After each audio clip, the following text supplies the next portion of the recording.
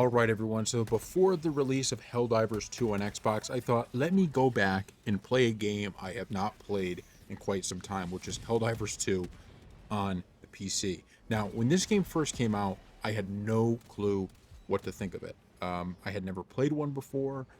I was like, this seems pretty cool. Let me get into play it. And since that day, since I decided, you know what, I'm going to go ahead and play some Helldivers 2, it has been one of the best experiences I've had in a game. I don't want to say ever, but it's up there. And also one of the most frustrating. And the reason I say frustrating is not because there's anything wrong with the game.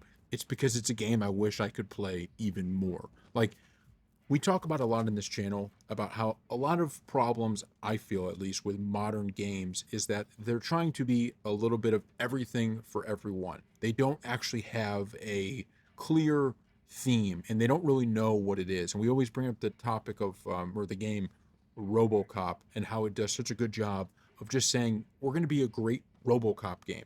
Not going to be for everyone, but it's going to be for RoboCop fans. And I think it delivers in a big way.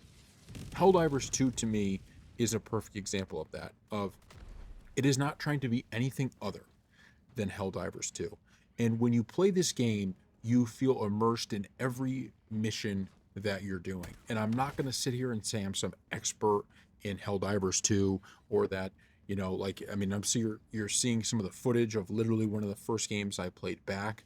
And it's like, oh my God, you know, Helldivers 2, it just, as soon as you drop in, there's the stratcom things. There's so many, all the missions are different. The enemies you're facing are, you know, they're so real, and you feel like, holy crap, this is tough to take on.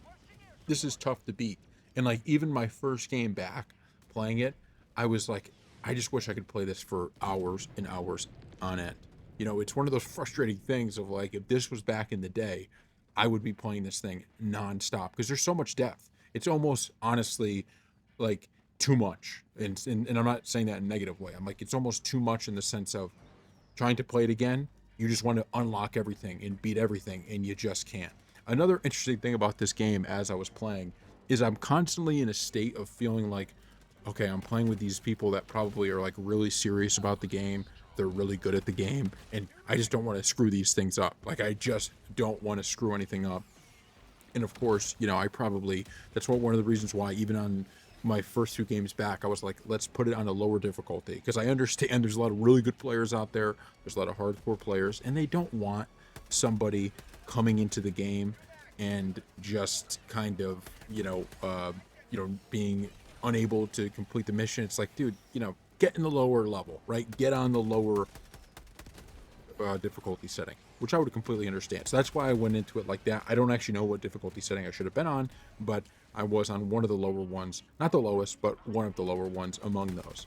So with it coming to Xbox, the only negative thing I have to say is the fact it's coming out the same day as Gears of War. And I would love to be covering Helldivers 2's release like in detail, but I'm going to be playing a lot more Gears of War most likely, which stinks because this game deserves a lot of coverage. And so I'm going to have to find a way to switch back and forth between the two.